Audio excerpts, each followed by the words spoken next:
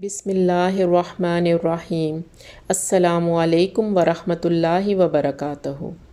حضرت انس بن مالک رضی اللہ تعالیٰ عنہ سے روایت ہے، انہوں نے کہا، میں نے رسول اللہ صلی اللہ علیہ وآلہ وسلم کو دیکھا کہ عصر کا وقت آ چکا تھا۔ لوگوں نے وضو کا پانی تلاش کیا اور انہیں نہ ملا۔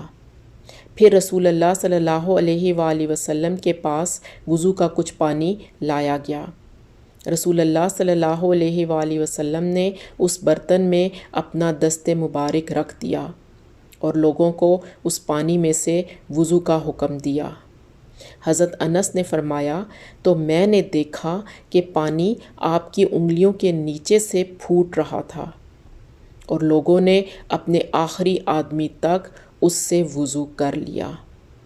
حضرت جابر بن سمرہ رضی اللہ تعالیٰ عنہ سے روایت ہے، کہا، رسول اللہ صلی اللہ علیہ وآلہ وسلم نے فرمایا، میں مکہ میں اس پتھر کو اچھی طرح پہچانتا ہوں جو بعثت سے پہلے مجھے سلام کیا کرتا تھا۔ بلا شبہ میں اس پتھر کو اب بھی پہچانتا ہوں۔ جزاک اللہ خیر۔